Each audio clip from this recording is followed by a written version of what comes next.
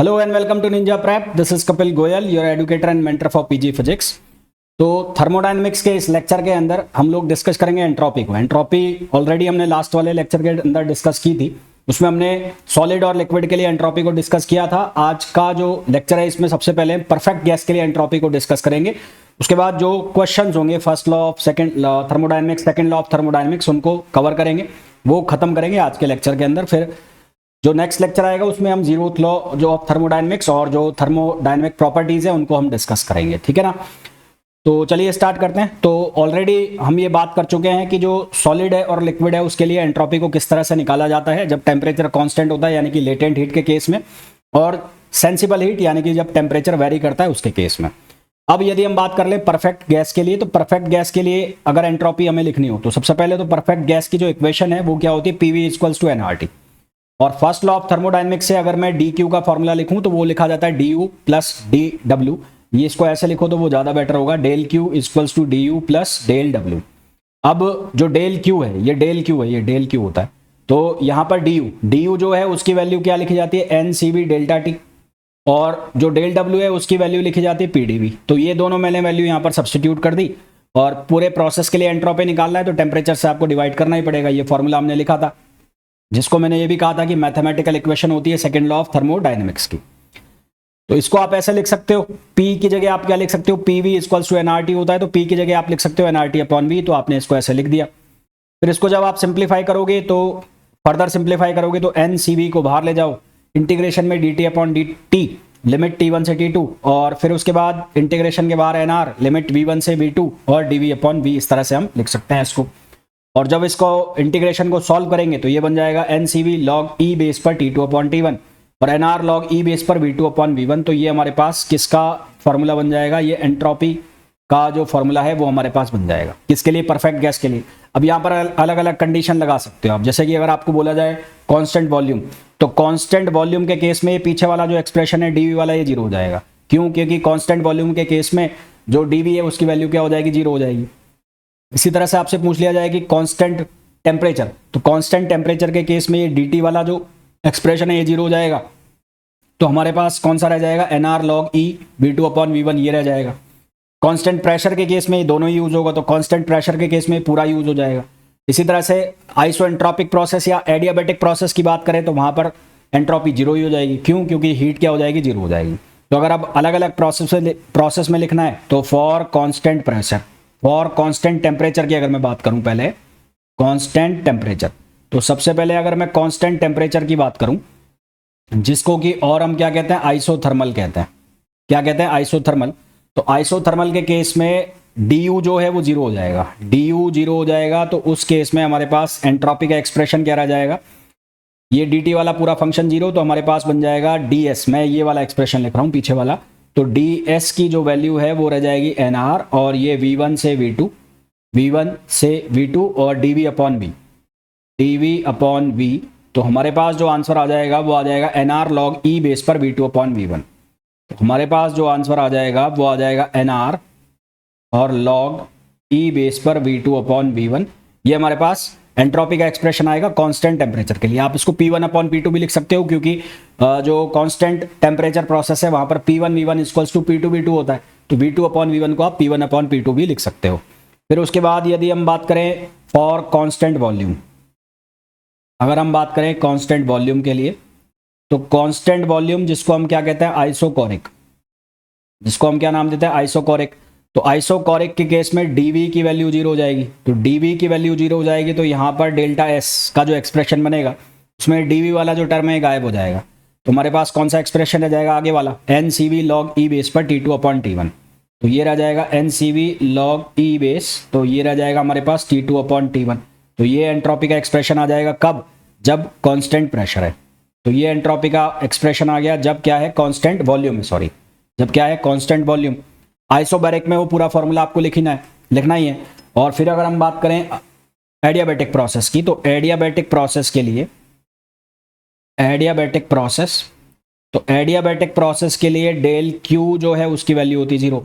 Del Q की value होती है जीरो, तो इसको हम लिखते हैं delta S equals to zero, यानी कि एंट्रोपी का जो चेंज है वो जीरो हो जाएगा। इसका मतलब S1 इक्वल्स टू S2। तो ये क्या कहलाएगी, ये कहलाएगी आइसोएंट्रोपिक। ये कौन सी प्रोसेस बन जाएगी, आइसोएंट्रोपिक। यहां पर एक चीज याद रखना जरूर, ये जो एडियाबैटिक प्रोसेस है ये कौन सी है, रिवर्सिबल एडियाबैटिक है। ठीक है, ये कौन सी है, रिवर्सिबल एडियाबैटिक। तो इस तरह से आप अलग अलग प्रोसेस के लिए क्या निकाल सकते हैं, एंट्रोपी की वैल्यू निकाल सकते हैं। ठीक है, अब कुछ क्वेश्चंस कर लेते हैं, जिससे ये जो हमारा लॉज हैं, फर्स्ट लॉ सेकंड लॉ, ये ऑलरेडी ऑलमोस्ट कंप्लीट हो जाएगा। पहला जो क्वेश्चन है उसके अंदर बोला गया है एक रेफ्रिजरेटर है जिसका डोर ओपन कर दिया जाता है, तो इनमें से कौन सा ट्रू है।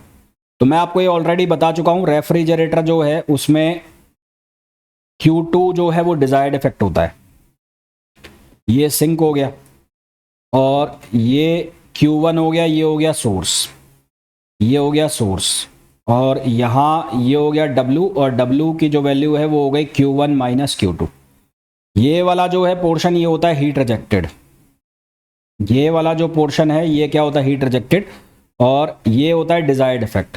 तो रेफ्रिजरेटर का काम क्या है, जो टेम्परेचर है उसको सराउंडिंग टेम्परेचर से कम रखना।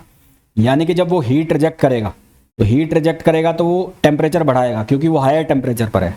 तो इसका मतलब जब डोर ओपन होगा तो हीट रिजेक्ट होगी, हीट रिजेक्ट हो रही है तो इसका मतलब टेम्परेचर जो है वो क्या होगा, इंक्रीज होगा। टेम्परेचर इंक्रीज होगा तो रूम का जो रूम में हीटिंग जो है वो क्या होगी, बढ़ जाएगी, तो रूम में गर्मी जो है वो बढ़ जाएगी। तो आंसर हमारे पास क्या आ जाएगा, बी आ जाएगा। Next, coefficient of performance of a Carnot refrigerator working between 30 degree centigrade and 0 degree centigrade. देखो भाई कैसे करोगे, एक टेम्परेचर है आपका, सिंक का टेम्परेचर वो है 0 डिग्री सेंटीग्रेड, 0 डिग्री सेंटीग्रेड का मतलब हो गया 273 केल्विन, और एक टेम्परेचर आपका हायर टेम्परेचर है जो कि है 30 डिग्री सेंटीग्रेड, उसको आप कन्वर्ट करोगे तो 273 प्लस 30, 273 में 30 ऐड करना है, तो ये हो जाएगा कितना, ये हो जाएगा 3 और 303, ये कितना हो जाएगा 303 केल्विन। आपको बताना है सीओपी ऑफ रेफ्रिजरेटर, तो सीओपी ऑफ रेफ्रिजरेटर जो है उसका फॉर्मूला होता है T2 upon T1 minus T2। T2 जो है उसकी वैल्यू है 273 और T1 जो है उसकी वैल्यू है 303, और ये 273 माइनस कर दिया, तो 273 अपॉन 30 आपको करना है। 273 अपॉन 30 करेंगे तो क्या आंसर आएगा, तो 273 अपॉन 30, तो आंसर आएगा हमारे पास 9.1। तो अप्रॉक्सीमेटली हमारे पास जो COP आएगा वो 9 आएगा। तो COP कितना आ गया, 9 आ गया। अगला क्वेश्चन देखो, नेक्स्ट जो क्वेश्चन है उसमें हमें पूछा गया है कार्नोट इंजन है जो कि दो टेम्परेचर लिमिट 300 केल्विन और 600 केल्विन के बीच में काम कर रहा है। मैंने आपको बताया हुआ है कि हायर जो टेम्परेचर है उसको सोर्स का टेम्परेचर लिखते हैं, लोअर जो टेम्परेचर है उसको सिंक का टेम्परेचर लिखते हैं। तो T1 जो है उसकी वैल्यू हो जाएगी 600 केल्विन, और जो T2 है उसकी वैल्यू हो जाएगी 300 केल्विन। वर्क आउटपुट है 800 जूल पर साइकिल, तो W जो है उसकी वैल्यू है 800 जूल पर cycle. What is the amount of heat energy supplied to the engine from source per cycle? तो सबसे पहले यहां से आप एफिशिएंसी निकाल लो, तो एफिशिएंसी कितनी आएगी, T1 minus T2 upon T1, तो ये हो जाएगा 600 माइनस 300 अपॉन T1, कितना हो गया 600, तो ये बचेगा 300 अपॉन 600 यानी कि 1/2। तो एफिशिएंसी जो हो गई 1/2, और एफिशिएंसी किसके बराबर होती है, work done upon heat supply. Efficiency किसके बराबर होती है, work done upon heat supply. तो वर्क डन जो है वो कितना आ गया 800, और हीट सप्लाई जो है वो हमें निकालनी है, तो हीट सप्लाई हमें निकालनी है, इसको मैं यहाँ Q लिख देता हूँ, ये Q हो गया और ये वैल्यू 1/2 हो गई। तो यहाँ से Q जो है उसकी वैल्यू कितनी आ जाएगी 800 और मल्टीप्लाई बाई 2, तो ये हो जाएगा 1600। तो आंसर हमारे पास आ जाएगा 1600 जूल पर साइकिल। नेक्स्ट जो क्वेश्चन है उसमें बोला है Carnot cycle of gas represented by pressure volume curve is shown in the diagram. Consider the following statement, area ABCD, ये जो ABCD का एरिया होगा ये work done on the gas होगा। एक साइक्लिक प्रोसेस में जो किया गया काम है वो किसके बराबर होता है, वर्क डन के बराबर होता है। तो area enclosed by curve, area enclosed by curve is equals to work done, ये बिल्कुल सही बात है। Area enclosed by the curve is equals to work done, पहला। दूसरा हमने पढ़ा है फर्स्ट लॉ ऑफ थर्मोडायनेमिक्स के अकॉर्डिंग क्लोज साइकिल के अंदर हीट इक्वल्स टू क्या होता है, वर्क डन होता है। तो for close cycle, for closed cycle net heat equals to होता है नेट वर्क, यानी कि जो वर्क डन वाला एरिया है वो किसके बराबर भी होगा, हीट के बराबर भी होगा। दैट मीन्स कि ए भी सही है और बी भी सही है, क्योंकि एक साइक्लिक प्रोसेस है तो for cyclic process internal energy क्या होती है, जीरो होती है। तो for cyclic process delta U उसकी वैल्यू कितनी हो जाएगी, जीरो। तो यानी कि तीसरा भी सही है। तो हमारे पास कौन से ऑप्शन सही हैं, तो पहला दूसरा तीसरा तीनों सही हैं। तो पहले तीनों जो आंसर हैं वो तीनों सही लिखे हुए हैं। अगला क्वेश्चन देखो, कार्नोट इंजन है जो कि हीट लेता है 103 किलो कैलोरी, तो Q जो है उसकी वैल्यू है 103 किलो कैलोरी, और जो टेम्परेचर हायर टेम्परेचर है T1 वो है 627 डिग्री सेंटीग्रेड, और इसको अगर मैं केल्विन में कन्वर्ट करूं तो ये हो जाएगा 7 और 3 10, 7 और 2 9 और 1 10, 6 और 2 8 और 1 9, तो 900 केल्विन। और T2 जो है उसकी वैल्यू हो जाएगी 20 डिग्री सेंटीग्रेड 27, तो ये हो जाएगा 273 प्लस 27, तो ये हो जाएगा 300 केल्विन। ठीक है, कितना हो जाएगा 300 केल्विन। तो एफिशिएंसी जो है वो कितनी आ जाएगी, T1 minus T2 upon T1, तो ये आ जाएगा 900 माइनस 300 अपॉन कितना आ जाएगा, 900 आ जाएगा। तो यहाँ से इसको सॉल्व करोगे तो ये बचेगा 600 अपॉन 900, तो 6/9 इंटू 100 परसेंटेज में निकालेंगे। सॉल्व कर लेते हैं एक बार, तो 6 डिवाइड बाई 9, तो ये 66% आंसर आ जाएगा। तो हमारे पास जो आंसर आ जाएगा वो आ जाएगा 66.66%, यानी कि ऑप्शन डी। अगला जो क्वेश्चन है उसमें बोला गया है an ideal gas expands in such a manner that it pressure and volume can be related by equation PV2 equals to constant. तो PV2 इक्वल्स टू कांस्टेंट, इसको आप कंपेयर करो PV gamma equals to constant से, तो यहां से gamma की value हो गई 2, और ये एक तरह से कौन सी प्रोसेस हो गई, एडियाबैटिक प्रोसेस हो गई। तो एडियाबैटिक प्रोसेस हो गई, एडियाबैटिक और पॉलीट्रॉपिक भी आप इसको बोल सकते हो अगर PVN इक्वल्स टू कांस्टेंट से करते हो तो पॉलीट्रॉपिक। तो एक्सपेंशन जब भी होगा तो टेम्परेचर हमेशा क्या होता है, कम होता है। तो फॉर एक्सपेंशन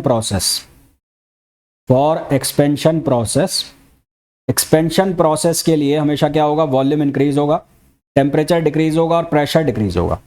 तो टेम्परेचर डिक्रीज होगा यानी कि वो चीज ठंडी हो रही है, कूलिंग हो रही है, तो आंसर क्या आ जाएगा, कूल आ जाएगा, कूल ठंडा हो रहा है।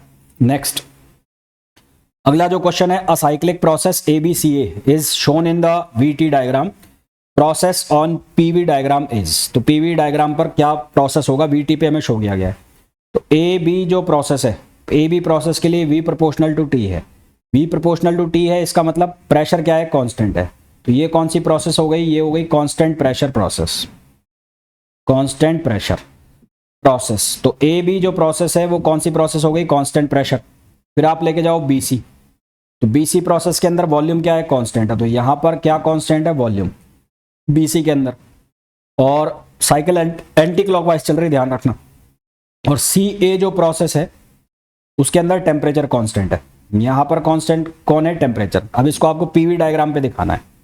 तो सबसे पहले आप AB देखो, AB में कांस्टेंट प्रेशर मिलना चाहिए, तो यहां पर कांस्टेंट प्रेशर मिल रहा है, ये सही है। फिर BC में आपको वॉल्यूम कांस्टेंट मिलना चाहिए, मिल रहा है। और CA के अंदर आपको टेम्परेचर कांस्टेंट मिलना चाहिए, यानी कि PV इक्वल्स टू कांस्टेंट। तो कांस्टेंट टेम्परेचर के लिए PV डायग्राम पे जब कर्व बनाते हो कांस्टेंट टेम्परेचर के लिए, तो ये ऐसा आता है कांस्टेंट टेम्परेचर के लिए। ये सही है, पर ये गलत हो गया है ना, ये गलत हो गया। फिर उसके बाद दूसरा जो प्रोसेस है ये तो वैसे ही गलत हो गया। तीसरे में देखो AB, ये हो गया कांस्टेंट प्रेशर, बिल्कुल सही है, एक्सपेंड हो रहा है ना, तो ये AB हो गया। BC एंटी क्लॉकवाइज है, यहां पर ये बढ़ रहा था, ये कम होना चाहिए है ना, तो ये एंटी क्लॉकवाइज है तो इस तरह से चलेगी, तो ये BC आ गया। और CA जो है, CA ये आइसोथर्मल हो गया कांस्टेंट टेम्परेचर का। तो हमारे पास सही आंसर कौन सा आ जाएगा, C आ जाएगा। सही आंसर कौन सा आ जाएगा, C आ जाएगा। अगला क्वेश्चन देखो, अगला क्वेश्चन जो है उसमें बोला गया है एक साइकिल के थ्रू वर्क किया जा रहा है और साइकिल है ABCA। If the net heat supply to the gas in the cycle is 5 joule, net heat supply जो है वो 5 जूल है। तो नेट हीट सप्लाई की वैल्यू 5 जूल दे रखी है, work done by the process, तो नेट हीट जो है वो किसके बराबर होगी, वर्क डन के बराबर होगी। तो फॉर साइक्लिक प्रोसेस, तो साइक्लिक प्रोसेस के लिए नेट हीट बराबर होगा नेट वर्क डन। तो यानी कि जो नेट वर्क है वो किसके बराबर आ जाएगा, 5 जूल के बराबर आ जाएगा। तो डब्ल्यू नेट को हम कैसे लिखेंगे, ए बी, फिर कैसे लिखेंगे बी सी, और फिर कैसे लिखेंगे सी ए। तो ये लिखा जाएगा W A B plus W B C और प्लस डब्ल्यू सी ए, ये लिखा जाएगा। तो यहां पर हो गया 5 जूल। ए बी जो प्रोसेस है वो कांस्टेंट प्रेशर प्रोसेस है। ए बी जो प्रोसेस है वो कौन सी प्रोसेस है, कांस्टेंट प्रेशर। तो कांस्टेंट प्रेशर प्रोसेस है, तो क्या लिखा जाएगा, P V2 minus V1 plus BC जो प्रोसेस है वो कांस्टेंट वॉल्यूम है, तो कांस्टेंट वॉल्यूम में जो वर्क डन है वो कितना हो गया, 0। और CA जो प्रोसेस है उसमें आपको वर्क डन निकालना है, ये तो CA हो गया। तो 5 इक्वल्स टू P जो है उसकी वैल्यू है 10, volume 2 minus 1, 2 minus 1 plus 0 plus WCA। तो ये कितना बनेगा 5, और 2 माइनस 1 कितना हो गया, ये हो गया 1। तो यहाँ आएगा 10 प्लस 0 प्लस WCA। तो WCA जो है उसकी वैल्यू हो जाएगी 5 माइनस 10, तो ये कितना बन जाएगा, -5 बन जाएगा। तो हमारे पास जो आंसर आ जाएगा वो आ जाएगा -5 जूल। क्या आंसर आ जाएगा, -5 जूल आंसर आ जाएगा। अगला क्वेश्चन देखो। अगला क्वेश्चन है the PV diagram of a system undergoing thermodynamic transformation is shown in the figure. The work done on the system going from ABC is 50 joule and 220 calorie heat is given to the system. Work done on the system. Work done on the system है, तो जो W है उसकी value ली जाएगी -50 joule, क्योंकि system पर काम किया जा रहा है, तो वो लिखा जाएगा -50 joule. And 20 calorie heat is given to the system, और हीट जो है वो गिवन टू द सिस्टम है तो वो लिखी जाएगी पॉजिटिव, और कैलोरी है तो कैलोरी को जूल में कन्वर्ट करना है। तो ये 20 को मल्टीप्लाई कर दो आप 4.20 से, तो ये बन जाएगा 84 जूल। तो ये Q जो है उसकी वैल्यू हो गई 84। फर्स्ट लॉ ऑफ थर्मोडायनेमिक्स का आपको यूज करना है, तो फर्स्ट लॉ का हम यूज करेंगे, तो del Q equals to delta U plus del W। तो डेल Q की वैल्यू है 84, डेल्टा U आपको निकालना है, और जो वर्क डन है वो है 50। तो यहाँ से डेल्टा U जो है उसकी वैल्यू आ जाएगी 84 प्लस 50, तो आंसर हमारे पास आ जाएगा 134। क्या आंसर आ जाएगा, 134 जूल। नेक्स्ट क्वेश्चन में बोला गया in the following indicator diagram the net amount of work done will be. अब यहाँ पर दो प्रोसेस है, ये वाली जो प्रोसेस है ये है एंटी क्लॉकवाइज, और ये वाली जो प्रोसेस है ये कौन सी है, क्लॉकवाइज। तो एंटी क्लॉकवाइज जो प्रोसेस है उसमें जो वर्क है वो आएगा नेगेटिव, और ये जो प्रोसेस है क्लॉकवाइज, यहां पर जो वर्क आएगा वो आएगा पॉजिटिव। अब नेटवर्क बताना है, तो नेटवर्क जो होगा, नेटवर्क वो होगा दोनों का डिफरेंस। अब एंटी क्लॉकवाइज वाली साइकिल जो है वो बड़ी है, तो एरिया ऑफ, क्योंकि जो एरिया एंटी क्लॉकवाइज साइकिल का है वो ज्यादा है, तो अगर मैं इसको W1 लिखता हूं और इसको मैं लिखता हूं W2, तो ये हो जाएगा W1 और W1 माइनस W2, है ना। तो दोनों W1 प्लस W2। अब क्योंकि जो एरिया है वो किसका ज्यादा है, वो एंटी क्लॉकवाइज का ज्यादा है, दोनों का जो डिफरेंस है उसके बाद भी जो रिजल्ट बचेगा वो नेगेटिव का बचेगा। तो since work done is more for anti clockwise cycle therefore W net is negative, इसलिए जो W नेट है उसकी वैल्यू क्या आएगी, नेगेटिव आएगी। तो हमारे पास जो नेट वर्क डन आएगा वो क्या आएगा, नेगेटिव आएगा। अगला क्वेश्चन देखो। अगला जो क्वेश्चन है उसमें बोला है एक साइक्लिक प्रोसेस है, 1 मोल गैस के लिए VT डायग्राम पर है, तो वर्क डन AB BC और CA में क्या होगा। तो सबसे पहले AB, जो AB है वो कौन सा प्रोसेस है, AB है कांस्टेंट वॉल्यूम। AB जो है वो कौन सा प्रोसेस है, कांस्टेंट वॉल्यूम। तो कांस्टेंट वॉल्यूम प्रोसेस के लिए WAB जो है वो कितना होता है, 0 होता है। तो कांस्टेंट वॉल्यूम प्रोसेस नहीं, हाँ कांस्टेंट वॉल्यूम के लिए AB 0 होता है, तो B दूसरा ऑप्शन कट गया। तो A, C और D इनमें से कोई एक सही आंसर है, B तो गलती हो गया। अब B और C देखो, तो B और C जो है वो कांस्टेंट टेम्परेचर है, वो कौन सा है, कांस्टेंट टेम्परेचर। तो कांस्टेंट टेम्परेचर प्रोसेस में जो वर्क डन है वो होता है NRT ln V2 upon V1, NRT ln V2 upon V1, और टेम्परेचर कितना हो जाएगा T2। तो यहाँ आ जाएगा NRT2 ln V2 upon V1, 1 मोल है तो n की वैल्यू आप 1 कर दो, तो ऑप्शन ए भी कट गया, तो यानी कि सी या डी में से कोई एक आंसर है। अब CA प्रोसेस में आओ, CA, तो CA जो है वो प्रोसेस हो गया V प्रोपोर्शनल टू T, तो V प्रोपोर्शनल टू T का मतलब हो गया कांस्टेंट प्रेशर। ये हो गया कौन सा प्रोसेस, कांस्टेंट प्रेशर। तो कांस्टेंट प्रेशर में जो वर्क है वो लिखा जाता है P डेल्टा V, यानी कि P V2 माइनस V1। अब यहां पर V2 माइनस V1 है, तो इनिशियल कौन सा हो गया, V2 हो गया, और फाइनल कौन सा हो गया, V1 हो गया। तो ये जो है ये लिखा जाएगा P V1 minus V2, negative में आएगा तो P V1 माइनस V2 ये लिखा जाएगा, है ना, क्योंकि ये एंटी क्लॉकवाइज प्रोसेस हो गई है, एंटी क्लॉकवाइज प्रोसेस हो गई। तो फाइनल वॉल्यूम जो हो गया वो हो गया, इसको फाइनल वॉल्यूम लिख देता हूँ। तो यहाँ पर जो फाइनल वॉल्यूम है वो हो गया V1, और इनिशियल वॉल्यूम हो गया वो हो गया V2। अब इसको आप चेंज कर दो किसके अंदर, टेम्परेचर के अंदर, तो PV NRT लिखा जा सकता है, तो ये लिखा जाएगा NRT1 माइनस T2। क्या लिखा जाएगा, NRT1 माइनस T2। तो हमारे पास जो आंसर आ जाएगा वो आ जाएगा C। तो हमारे पास जो आंसर आ जाएगा वो क्या आ जाएगा, C आ जाएगा, है ना, NRT1 minus T2। Next, a cyclic process ABCD is shown in the figure PV diagram. Which of the following curves represent the same process. इनमें से कौन सेम प्रोसेस शो करता है। AB जो प्रोसेस है वो है कांस्टेंट प्रेशर, तो PV डायग्राम पे, PT डायग्राम पे बताना है कांस्टेंट प्रेशर कहाँ कहाँ है, C में नहीं है AB प्रोसेस। तो या तो A, B और D इनमें से एक आंसर है। फिर जाओ BC पर, तो BC जो है वो है कांस्टेंट टेम्परेचर। कांस्टेंट टेम्परेचर का मतलब आइसोथर्मल। तो BC, B से C ये उल्टा चल रहा है तो ये गलत हो गया, और B से C, अब या तो A सही है या D सही है, ठीक है, AB, ये एरो सही लग रहे हैं क्या, तो या तो A सही है और या फिर D सही है।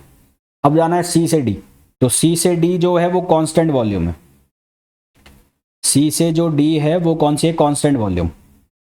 तो कांस्टेंट वॉल्यूम कहां पर होगा, कांस्टेंट वॉल्यूम के लिए क्या बनेगा, P प्रोपोर्शनल टू T।